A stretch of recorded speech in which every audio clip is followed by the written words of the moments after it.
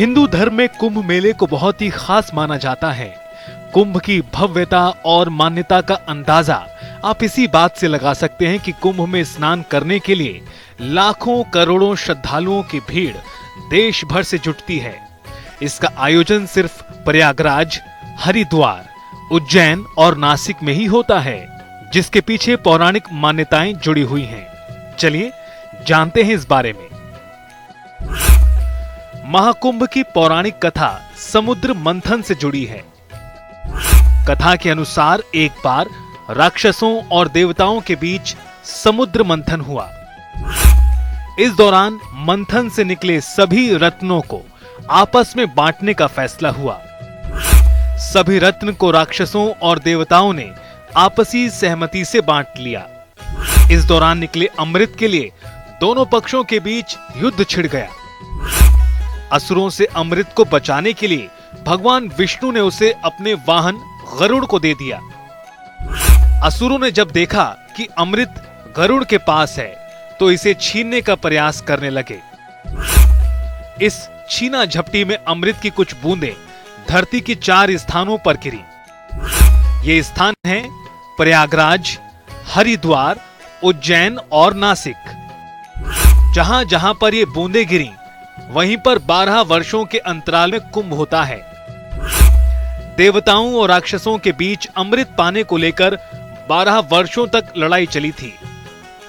महाकुंभ की शुरुआत पौष पूर्णिमा स्नान के साथ होती है, जो कि 13 जनवरी 2025 को है।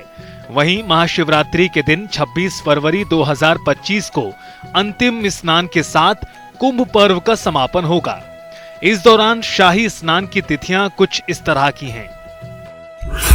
14 जनवरी 2025 मकर संक्रांति, 29 जनवरी 2025 मौनी अमावस्या, 3 फरवरी 2025 बसंत पंचमी, 12 फरवरी 2025 माघी पूर्णिमा, 26 फरवरी 2025 महाशिवरात्रि। देखिए, लगभग 2700 कैमरे जनपद में और मेला क्षेत्र में लगाए जा रहे हैं, सीसीटीवी कैमरे, जो कि सतत जो भी श्रद्धालुओं का, गाड़ियों का मूवमेंट है वो हमको बताते रहेंगे।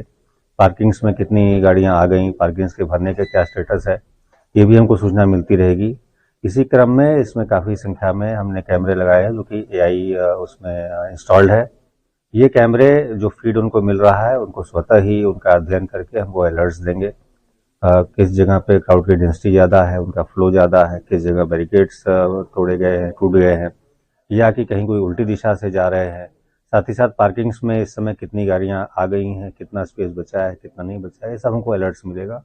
ये सारे जो इन्फॉर्मेशन है ये तो हमको जब स्नान प्रारंभ हो जाएंगे तभी ही काम आएंगे। बट ये जो कैमरे अभी लग रहे हैं, ये अभी से ही आती हुई फीड को अध्ययन करके जो इनकी लर्निंग्स हैं, जो अलर्ट्स हैं, इनको और इम्प्रूव करते जाएंगे, ताकि हमको फॉल्स अलर्ट्स कम से कम मिलें और जो सूचना हमको प्राप्त हो रही है वो अधिक से अधिक यूज करने लायक हो। ये एक नया प्रयोग है, तो किस तरह से हेल्पफुल होगा और क्या? देखिए, समय के साथ तकनीक में वृद्धि होती जा रही है। AI जैसा आप जानते हैं विश्व भर में प्रयोग किया जा रहा है, तो डेफिनेटली इसका प्रयोग करने से हमको जो ह्यूमन इंटेलिजेंस थी उसके एडिशन में यूजफुल इंफॉर्मेशन मिलेगी। हिंदुओं के लिए कुंभ का विशेष महत्व है। हर कुंभ के अवसर पर लाखों श्रद्धालु इस भव्य उत्सव में शामिल होने के लिए आते हैं। वर्ष 2003 में हरिद्वार में लगे कुंभ मेले में 10 मिलियन से ज्यादा लोग शामिल हुए थे। कुंभ की सबसे बड़ी खासियत मेले में शामिल होने वाले चमत्कारों से भरे साधु संत हैं, जिनके दर्शन विरले ही होते हैं। महाकुंभ का सबसे बड़ा महत्व यह है कि इसमें शामिल होने वाले लोगों को अलग ही तरह का एहसास होता है। माना जाता है कि कुंभ के दौरान स्नान करने से सभी तरह के पापों से मुक्ति मिलती है, जो व्यक्ति को मोक्ष की ओर ले जाती है। जब बृहस्पति ग्रह वृषभ राशि में हो और इस दौरान सूर्य देव मकर राशि में आते हैं, तो कुंभ मेले का आयोजन प्रयागराज में होता है। जब बृहस्पति कुंभ राशि में हो और इस दौरान सूर्य देव मेष राशि में आते हैं, तो कुंभ का आयोजन हरिद्वार में होता है। सूर्य और बृहस्पति जब सिंह राशि में हो तब महाकुंभ मेला नासिक में लगता है। जब देवगुरु बृहस्पति सिंह राशि में हो और सूर्य मेष राशि में, तो कुंभ का मेला उज्जैन में लगता है। यात्रियों की सुविधा से पहले अगर हम देखें तो जो हमारे जो महाकुंभ 2025 के निमित्त जो हमारे प्रोजेक्ट जो परियोजनाएं यहाँ शहर में संचालित हो रही थी, उसको हमने डिजिटाइज मोड पर ला करके PMIS मोड से इसको मॉनिटर किया है, प्रोजेक्ट मॉनिटरिंग इंफॉर्मेशन सिस्टम, जिसमें टाइमलाइन बेस्ड इसकी फिजिकल एक्टिविटी और फाइनेंशियल प्रोग्रेस की एक्टिविटीज़ आ जाती थी कि कितना प्रोग्रेस हो गया, कितना नहीं हो गया, फोटोग्राफ्स के साथ। तो वहाँ से शुरुआत इसकी की। इसके बाद डिजिटल मोड में जब आएंगे तो आप ये देखेंगे जब मेला एरिया आ जाता है हमारा, तो इस बार गूगल ने जो अपना पॉलिसी चेंज करके एक नेविगेशन फैसिलिटी हम लोग को उपलब्ध कराई है 3D मैकेनिज्म से, उससे काफ़ी सहूलियत होगी लोगों को। लोग अपना गूगल मेला क्षेत्र में अपना गूगल नेविगेशन ऑन करके ये देख सकते हैं कि हमको कहाँ जाना है, कहाँ नहीं जाना है, कहाँ फूड कोर्ट है, कहाँ घाट मिल जाएंगे, कहाँ कौन सी संस्था लगी हुई है, कौन से बड़े बड़े टेंट्स लगे हैं, कहाँ थाना है, कहाँ हॉस्पिटल्स हैं। तो ये एक बड़ा सेल्फ रेगुलेटरी मैकेनिज्म होगा। इसके अलावा डिजिटाइज मोड पे जब आएंगे तो जैसे लॉस्ट एंड फाउंड सेंटर को ही आप ले लीजिए, पिछली बार भी हम लोगों ने लॉस्ट एंड फाउंड सेंटर को सक्सेसफुली ऑपरेट किया था। इस बार उसमें भाषणी ऐप का भी इंट्रोडक्शन किया है, जिसमें 12 भाषाओं में इनेबल्ड है। वो कोई भी व्यक्ति अगर कहीं किसी दूर स्टेट से आता है और उसकी भाषा यहाँ पर नहीं उसको समझ में आ रही है, तो वो अपनी भाषा में ही जो भी बात करेगा वो हमारे जो समझने की भाषा है उस पर हम समझेंगे और हमारी भाषा वो उनको कन्वर्ट करके उसमें बताएगा। तो इससे जो लॉस्ट एंड फाउंड में जो टाइम को मिनिमाइज किया जा सकेगा कि उनके परिजनों को मिलवा सके। 2025 के महाकुंभ में पहला शाही स्नान 13 जनवरी को पौष पूर्णिमा के दिन होगा, जो विशेष रूप से शुभ समय में संपन्न होगा। यह दिन श्रद्धालुओं के लिए एक अद्वितीय और फलदायी अवसर होगा। हिंदू पंचांग के अनुसार पौष पूर्णिमा 13 जनवरी 2025 को सुबह 5:03 से शुरू होकर 14 जनवरी को रात 3:56 तक होगी। ब्रह्म मुहूर्त सुबह 5:27 से 6:21 तक। विजय मुहूर्त दोपहर 2:15 से 2:57 तक। गोधूली मुहूर्त शाम 5:42 से 6:09 तक। निशिता मुहूर्त रात 12:03 से 12:57 तक। इस महाआयोजन को सफल बनाने के लिए दिन रात कार्य कर रहे हैं। पृथ्वी पे इतने व्यक्तियों का इतने कम दिनों में आवागमन शायद ही कहीं होता है, और इस वर्ष ये अनुमान है कि लगभग 40 से 50 करोड़ लोग 45 दिनों की जो मेला अवधि है उस दौरान प्रयागराज तथा अन्य धार्मिक स्थलों का भ्रमण करेंगे। 6 महत्वपूर्ण तिथियां महाकुंभ से संबंधित हैं। इनमें से 3 शाही स्नान के दिन हैं। पहली तिथि पौष पूर्णिमा की है, जो कि 13 जनवरी को होगी। दूसरी मकर संक्रांति, जो कि एक शाही स्नान होगा, वो 14 जनवरी को होगा। उसके बाद से मौनी अमावस्या का शाही स्नान 29 जनवरी को होगा, तथा अंतिम शाही स्नान वसंत पंचमी 3 फरवरी को संपन्न होगा। और उसके बाद से माघी पूर्णिमा 12 फरवरी तथा महाशिवरात्रि 26 फरवरी के बाद से महाकुंभ का समापन होगा। क्षेत्रफल के दृष्टिकोण से तथा अदर इंफ्रास्ट्रक्चर के दृष्टिकोण से इस बार ज़्यादा तैयारियां की गई हैं, ये देखते हुए कि पिछले कुंभ से इस बार कुछ नई चीज़ें भी ऐड हुई हैं उत्तर प्रदेश में। प्रयागराज में लगने वाले महाकुंभ मेले में स्नान का महत्व और बढ़ जाता है। यहाँ पवित्र माने जाने वाली 3 नदियां गंगा, यमुना और सरस्वती का संगम है। यही कारण है कि प्रयागराज में लगने वाले महाकुंभ संगम में डुबकी लगाना और ज्यादा विशेष महत्व रखता है। प्रयागराज महाकुंभ में कल्पवास करने वाले भक्त हर दिन 3 बार स्नान करते हैं। इसके अलावा शाही स्नान आयोजित किया जाता है, जिसमें बड़ी संख्या में साधु संत स्नान के लिए पहुंचते हैं। साधु संतों के साथ साथ देश विदेश से पहुंचने वाले लाखों श्रद्धालु और पर्यटक संगम स्नान कर अपने पापों का नाश करते हैं। खड़े हैं संगम क्षेत्र पे। संगम क्षेत्र की बात करें तो हम आपको दिखा रहे हैं, लोग सुबह से ही यहाँ ब्रह्म मुहूर्त से पहुंच रहे हैं और संगम पर आस्था की डुबकी लगा रहे हैं और नौका विहार कर रहे हैं। सबसे खास बात यह है कि जो नवयुवक हैं वो भी इस बार अध्यात्म की तरफ बढ़ते दिखाई दिए हैं। तो लोग पूजा अर्चना करने के साथ साथ लोग नाव पर भी शहर कर रहे हैं। आपको दिखाएंगे, ये नजारा है वीआईपी घाट का और यहाँ पर ये जो पक्के घाट बने हैं, ये नए घाट बने हैं। महाकुंभ को लेकर ये घाट बनाया गया है और ये पक्के घाट इस बार बनकर तैयार हुए हैं। इस पर रंग रोगन कराया गया है, अलग अलग कलाकृति बनाई गई है। आप देख सकते हैं यहाँ पर धार्मिक कलाकृतियां बनाई गई हैं और सांस्कृतिक कलाकृतियां बनाई गई हैं। अलग अलग रंगों से इस घाट को सजाया गया है।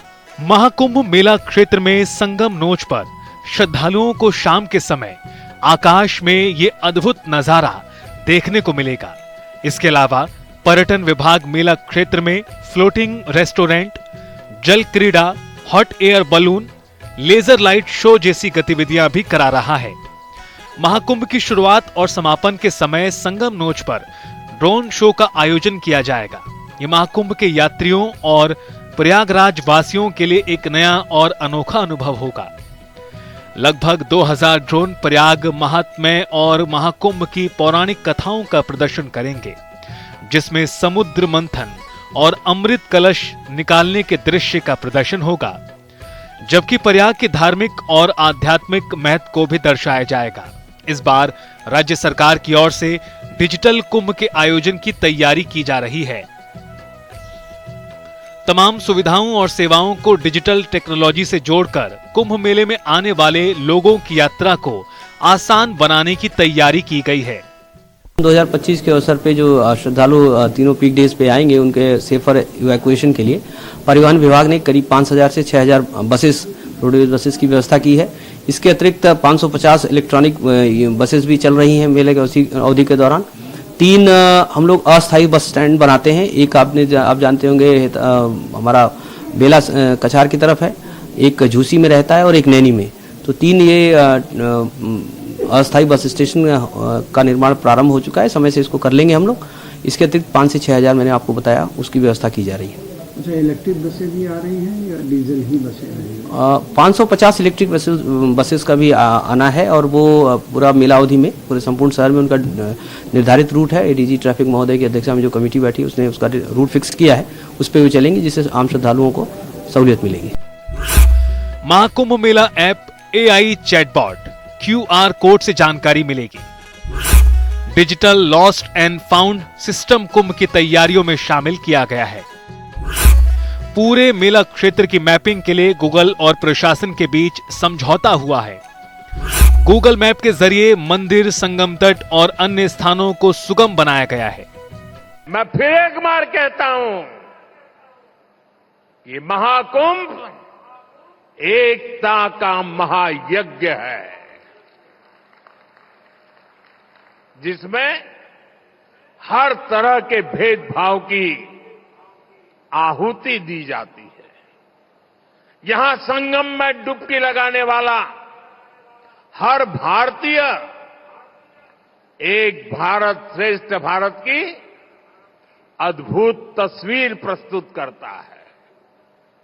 साथियों, महाकुंभ की परंपरा का सबसे अहम पहलू यह है कि इस दौरान देश को दिशा मिलती है।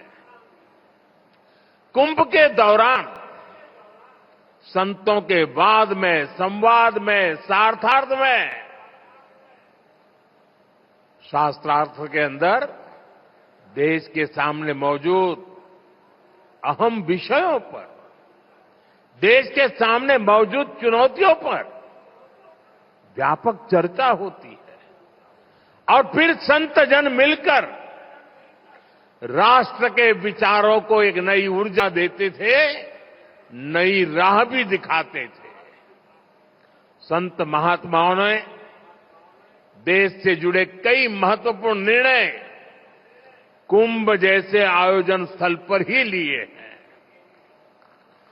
जब संचार के आधुनिक माध्यम नहीं थे, तब कुंभ जैसे आयोजनों ने बड़े सामाजिक परिवर्तनों का आधार तैयार किया था। इस बार प्रयागराज महाकुंभ में क्षेत्र 4000 हेक्टेयर में बनाया गया है। साल 2019 में हुए महाकुंभ के मुकाबले इसका क्षेत्रफल काफी बड़ा है। इस बार 3 दिनों के लिए प्रयागराज की आबादी दुनिया के 41 देशों से ज्यादा होगी। इन 3 दिनों में करीब 6.5 करोड़ श्रद्धालुओं के प्रयागराज आने की उम्मीद है। इस बार दुनिया के 8 छोटे देशों की कुल आबादी से ज्यादा फोर्स तैनात की जाएगी। इस बार करीब 12 लाख कल्पवासी प्रयागराज में जप तप करेंगे। महाकुंभ 2025 को भव्य दिव्य बनाने के लिए यहाँ हर संभव कोशिश हो रही है और युद्ध स्तर पर काम भी चल रहा है। फिलहाल हम आपको दिखाएंगे कि यहाँ पर लोग पहुंच रहे हैं और साथ ही 9 वर्ष पर लोग पहुंचने के साथ साथ घूम रहे हैं, सैर कर रहे हैं और फिलहाल कुछ लोग भी यहाँ मौजूद हैं, उनसे बात करेंगे। ये बताइए आप लोग कहाँ से आए हैं और किस तरह का नजारा देखने को मिल रहा है, क्या व्यवस्थाएं लग रही हैं? सर पहली चीज तो हम लोग यहीं के हैं, प्रॉपर यहीं के हैं और इस समय नज़ारा बहुत अच्छा है यहाँ हमारे यहाँ प्रयागराज का। और रही व्यवस्था की बात, व्यवस्था बहुत अच्छा हुआ है इस बार, मतलब हर बार की तरह इस बार ज्यादा अच्छा तवज्जो दिया गया है। यहाँ पर लोग नाव की सैर कर रहे हैं। फिलहाल हम बात करने की कोशिश। ये बताइए आप लोग कहाँ से आए हैं, कैसा लग रहा है यहाँ पर आकर और किस तरह की व्यवस्थाएं हैं? व्यवस्थाएं तो बढ़िया, पहले से काफी सुधार हुआ है। पहले ये सब जो घाट नहीं बना था, अब जो बन गया है, काफी सफाई भी बहुत ज्यादा ध्यान दिया जा रहा है। गंदगी कहीं पे भी नहीं देखने के लिए मिल रही है और व्यवस्थाएं भी, मतलब साधन भी आने जाने का आसानी से आ जा सकते हैं। ये रिक्शा हुआ, ऑटो हुआ, सब आ जा रहा है संगम स्थल तक। अभी काफी सुधार हुआ पहले से। तो जो 19 का जो कुंभ था, अब ये महाकुंभ 2025 होने जा रहा है, तो उससे कितनी अच्छी व्यवस्था? बहुत, मतलब आप जो लोग नहीं देखे हैं, नहीं सोचे हैं, उससे कहीं ज्यादा अच्छी व्यवस्था है। देखिए, इनका कहना है जो लोग ने परिकल्पना नहीं करी उससे कहीं ज्यादा अच्छी व्यवस्थाएं। और आप बताइए, संगम में आए हैं, आज नए साल का पहला दिन है, तो कैसी व्यवस्थाएं लग रही, क्या कही? सर मैं तो नाव वाला हूँ, यहाँ पे 25 साल हो गए मुझे नाव चलाते हुए। मैं मोदी जी से अवार्ड भी प्राप्त किया हूँ, राजू निसार नाम है मेरा। सर यहाँ पे पहले जैसा मेला नहीं देखा, जो पहले जिस तरह था वो कुछ नहीं था। अब जब से योगी मोदी आए हैं, काफी अच्छा मेला की तैयारी हो रही है। सर लैट्रिन रूम देखा जाए, रैन बसेरा देखा जाए, खास तौर पे लोगों के लिए बोरी बिछी है, आवन गमन के लिए विश्राम कर सकते हैं, पक्के घाट बन गए हैं। तो आप लोग को लाइफ जैकेट भी दी गई है। 2019 में अगर आप 5 जैकेट आप खरीद के लाए हैं तो आपको प्रशासन की तरफ से 5 जैकेट आपको फ्री मिलता था सर, हम लोगों को मिला है। अब इस समय तो अब अपना अपना स्वयं लाना पड़ रहा है। और रहा बात गंगा जमुना जी का, जैसे पहले लोग कानपुर का चमड़ा मिल जल छूटता था, अब नहीं छोड़ते, एकदम जल शुद्ध हो गया। साधु संत महात्मा भी आएंगे तो याद करें, हाँ वाकई में प्रयागराज में आया हूँ। बस मेरा एक गुजारिश है थोड़ा, खास तौर पर मुख्यमंत्री जी से, हमारे सारे समाज निषाद भाइयों की ओर से, कि यहाँ पे मेले के बाद लेटरिन रूम और बाथरूम और कपड़े बदलने के लिए हो सके तो रिक्वेस्ट है हमारा कि वो तैयारी करा दे। सर घाट पर तो चेंजिंग रूम बना ही दिए गए हैं। फिलहाल हम बात करेंगे यहाँ पर जिस तरह से लोगों ने बताया, और लोगों में काफी उत्साह है नए साल को लेकर, जहाँ नए चेंजिंग रूम पक्के घाट बना दिए, मगर उनका कहना है कि शौचालय भी परमानेंट यहाँ पर लोगों के लिए होना चाहिए। फिलहाल लोग यहाँ पर जो व्यवस्थाएं है सरकार की, उससे कहीं ज्यादा खुश दिखाई दिए। उनका कहना है जो 19 में था उससे कहीं ज्यादा अच्छा 2025 है। कुंभ की तैयारियों पर रेल मंत्री अश्विनी वैष्णव का कहना है कि रेलवे इस आयोजन पर 5000 करोड़ रुपए खर्च कर रहा है और 3000 स्पेशल ट्रेनें चलाई जाएंगी। इस दौरान कुल 13000 ट्रेनों का संचालन किया जाएगा। साथ ही यूपी रोडवेज भी लगभग 7000 बसों की सुविधा उपलब्ध कराने जा रहा है। महाकुंभ के लिए एयर इंडिया ने प्रयागराज से दिल्ली और कोलकाता के लिए फ्लाइट्स की अनुमति मांगी है। इससे महाकुंभ में आने वाले श्रद्धालुओं को सहूलियत होगी। अकासा और अलायंस जैसी विमानन कंपनियां पहले से ही प्रयागराज से उड़ान सेवा प्रदान कर रही हैं। फिलहाल दिल्ली और मुंबई समेत 8 शहरों के लिए प्रयागराज से सीधी उड़ान है। महाकुंभ के लिए पवन हंस कंपनी हेलीकॉप्टर सेवा भी शुरू करने जा रही है। देव धनुष किन्नर नर श्रेणी साजे मज्जे सफल त्रिवेणी। जी हाँ, हम बात कर रहे हैं महाकुंभ 2025 की। अगर बात करी जाए महाकुंभ के साथ साथ किन्नर अखाड़े की, तो उसके बिना महाकुंभ कहीं ना कहीं अधूरा होगा। फिलहाल जिस तरह से विकास कार्य हो रहा है, और हम पहुंचे हैं किन्नर अखाड़े और बात करेंगे किस तरह की व्यवस्थाएं हैं योगी सरकार द्वारा। आपका स्वागत है जनता टीवी में। जो सरकार की व्यवस्थाएं हैं इस बार महाकुंभ में, किन्नर अखाड़ा किस तरह से देखता है, किस तरह की व्यवस्थाएं हैं और साधु संतों के लिए इस बार किस तरह की व्यवस्थाएं दिख रही हैं, क्योंकि मेला अब शुरुआत के दौर पर है और काम करीब करीब पूरे हो चुके हैं, तो क्या कहिएगा? जी सबसे पहले तो मैं आपके चैनल के माध्यम से यही कहना चाहती हूँ कि हमारे उत्तर प्रदेश के जो मुखिया है योगी आदित्यनाथ जी, और वो खुद एक सनातनी है, तो सनातन धर्म को आगे बढ़ाने के लिए, मजबूत करने के लिए और हमारे देश के सबसे बड़ा पर्व ये महाकुंभ को भव्य और दिव्य और स्वच्छ बनाने के लिए पूरे तरीके से उन्होंने जीव जान लगा दिए हैं। तो इसमें अब जैसे आप देखिए 2019 के तुलना में इस बार 2025 का कुंभ 400 हेक्टर में बसाया गया है। और आप देख लीजिए गंगा जी और गंगा जी के किनारे किनारे पक्के घाट का निर्माण कर दिया गया है और सबसे बड़ी चीज तो पार्किंग की सुविधा कर दिया गया है। आप लोग पैदल नहीं, गाड़ी से ही हर एक अखाड़े को देख सकते हो, हर जगह पे आप लोग घूम सकते हो। ये बहुत बड़ा ये पहल है हमारे सरकार का। और दूसरी बात मैं यही कहना चाहती हूँ, जो हमारे पुराने मंदिर था उसका जीर्णोद्धार हुआ है, हर एक जगह पे आप देखिए सुंदरीकरण हुआ है। एक प्रयागराज को एकदम से अलग तरीके से प्रयागराज बना दिए। एकदम आप देखोगे तो लगता ही नहीं कि ये पुराना प्रयागराज था, एकदम भव्य और दिव्य देखने में लगता है। हर चौराहा को एक अच्छा सा मूर्ति, अच्छा सा स्टैचू स्थापित करके एकदम भव्य तरीके से पूरा प्रयागराज को सजाया गया है। तो हमारे सरकार ने जो प्रयागराज में आने वाले जितने भी टोल टैक्स है वो फ्री कर दिए गए हैं। तो ये बहुत बड़ी चीज है और हम साधु संत यही चाहते हैं कि ऐसे ही हमारे जो पर्व हो, हमारे महाकुंभ हो, भव्य हो, दिव्य हो, स्वच्छ हो, डिजिटल हो। डिजिटल का भी पूरा व्यवस्था देखा गया है और स्वच्छता का भी। आप नगर निगम हो, चाहे हमारे उत्तर प्रदेश सरकार हो, चाहे केंद्र सरकार, सब कोई मिलके इस प्रयागराज के जो 2025 के महाकुंभ को स्वच्छ बनाने के लिए, प्लास्टिक मुक्त बनाने के लिए भी कार्य कर रहे हैं, क्योंकि देश विदेश के लोग यहाँ पे आएंगे देखने के लिए। तो हमारे राष्ट्र को एक राष्ट्र का अलग छवि निखर के आएगा इस महाकुंभ से। तो उसको देखते हुए, उसको मद्देनजर में रखते हुए इस कुंभ को बहुत भव्य तरीके से, बहुत सुंदर तरीके से, बहुत दिव्य तरीके से, बहुत डिजिटल तरीके से इसको सजाया गया है। श्रद्धालुओं और साधु संतों के स्वास्थ्य की देखभाल के लिए पूरे मेला क्षेत्र में कई अस्पताल तैयार किए गए हैं। अस्पतालों में विशेषज्ञ डॉक्टरों की तैनाती की जा रही है। सेंट्रल हॉस्पिटल और मेदांता हॉस्पिटल के साथ मिलकर स्वास्थ्य सेवाओं का खाका तैयार किया गया है। सेंट्रल हॉस्पिटल में आपात स्थितियों के लिए हर तरह की आवश्यक चिकित्सा सुविधा उपलब्ध कराई जाएगी। कुंभ मेला क्षेत्र में सभी जरूरी मशीनें स्थापित की जा चुकी हैं। प्रत्येक 12वें वर्ष त्रिवेणी संगम पर आयोजित होने वाले पूर्ण कुंभ के बारे में पद्म पुराण में माना गया है कि इस दौरान जो त्रिवेणी संगम पर स्नान करता है उसे मोक्ष प्राप्त होता है। तीर्थों में संगम को सभी तीर्थों का अधिपति माना गया है। इस संगम स्थल पर ही अमृत की बूंदें गिरी थी, इसलिए यहाँ स्नान का महत्व है। यहाँ स्नान करने से शरीर और आत्मा शुद्ध हो जाती हैं। यहाँ पर लोग अपने पूर्वजों का पिंड दान भी करते हैं।